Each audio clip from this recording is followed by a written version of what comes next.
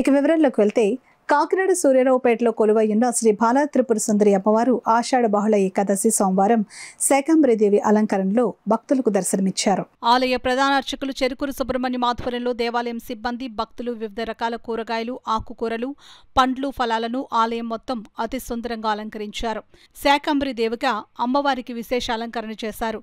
దేవాదాయ శాఖ deputy commissioner డిఎల్వి Ramesh Babu, committee అధ్యక్షుడు గ్రంథి బాబ్జీ, కార్యనిర్వహణాధికారి వీర్రాజ చౌదరి ప్రత్యేక చొరవతో దాతల సహకారంతో దాదాపు 2 టన్నుల కూరగాయలు సేకరించి అలంకరణకు వినియోగించారు. సాయంత్రం కాకినాడ సిటీ ఎమ్మెల్యే వనమాడి వెంకటేశ్వరరావు, నగర తెలుగుదేశం పార్టీ అధ్యక్షుడు మల్లిపూడి వీరు తదితరులు అమ్మవారిని దర్శించుకున్నారు. ఈ సందర్భంగా చైర్మన్ బాబ్జీ, ఈవో వీర్రాజ్ చౌదరి తదితరులు ఎమ్మెల్యే కొండబాబును మంగళ వాయిద్యాలు, వేద మంత్రోచ్చరణల మధ్య ఘనంగా ఆహ్వానించారు.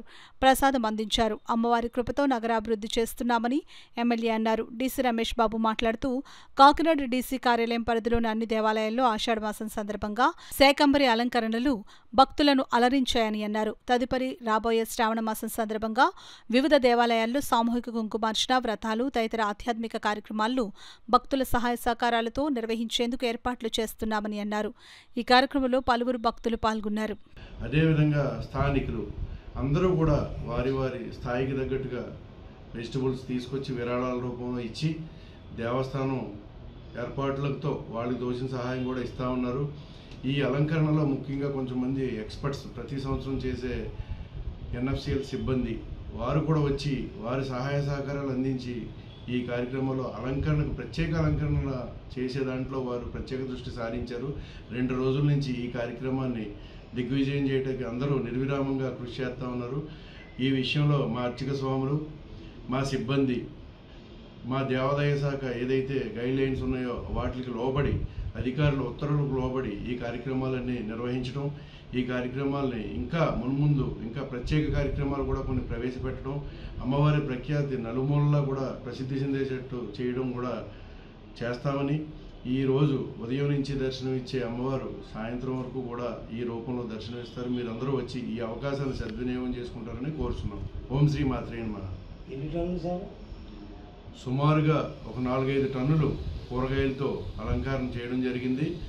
ఈ అలంకరణ చాలా కష్టతరమైనప్పటికీ కూడా మహిళా భక్తులు నిన్న అయితే 250 మంది భక్తులు అందరూ సహాయ సహకారాలు వాళ్ళు శ్రమించి కష్టపడి రాత్రి 1 గంట వరకు కూడా కష్టపడి ఈ రూపాన్ని తీసుకురావడం జరిగింది దేవాలయాన్ని. కాబట్టి ఈ రూపం మళ్ళీ సంవత్సరం కానీ రాదు. కాబట్టి ఈ అవకాశాన్ని సద్వినియోగం చేసుకుని ప్రతి ఒక్కరూ వచ్చి ఈ అవకాశాన్ని సద్వినియోగం చేసుకుంటారని, అమ్మకు కృపకు పాత్రలు అవుతారని, తీర్థప్రసాదాలు తీసుకుని వెళ్తారని కోరుచున్నాం. అందులో భాగంగా ఈ కాకినాడ జిల్లాలో ఉన్నటువంటి పెద్ద దేవాలయం తలుపులమ్మ దేవస్థానం, అలాగే మరడమ్మ అమ్మవారి దేవస్థానం, నౌకాలమ్మ దేవస్థానం, ఈరోజు బాలసుబ్రహ్మణ్య అమ్మవారి గుడిలో కూడా జరుగుతుంది. ఇలాగే నౌకాలమ్మ దేవస్థానం సూర్యారావుపేటలో కూడా శాకంబరి ఉత్సవాలు జరిగినాయి.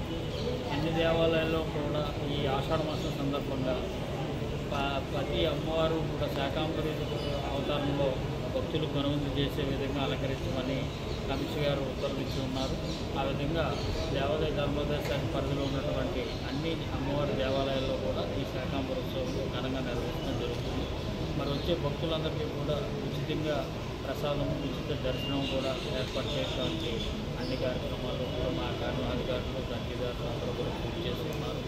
మరి భక్తులందరికీ కూడా దర్శనంలో కానీ, వారు వచ్చే ప్రసాదంలో కానీ, అలాగే అన్నప్రసాదం కానీ ఏ విధమైన లోటుపాట్లు లేకుండా అన్ని దేవాలయాల్లో కూడా సీసీ కెమెరాల పర్యవేక్షణలో ఈ కార్యక్రమాలన్నీ కూడా దిగ్విజయంగా నెరవేర్చాలని చేయడం జరిగింది. మరి 25 దాటిన తర్వాత మళ్ళీ శ్రావణ మాసం మొదలవుతుంది. శ్రావణ మాసంలో కూడా అమ్మవారికి వరలక్ష్మి వ్రతం పూజలు అయ్యి చేస్తూ ఉంటారు. అందుకని శ్రావణ మాసంలో కూడా అన్ని దేవాలయాల్లో కూడా దైవమాన్యంగా అలంకరణలు చేసి భక్తులకు అందరికీ కూడా వీక్షించే విధంగా ఏర్పాటు చేయవలసిందని అన్ని కార్యాలయాలకు కాకినాడ డివిజన్లో ఆదేశాలు జారీ చేయడం జరిగింది.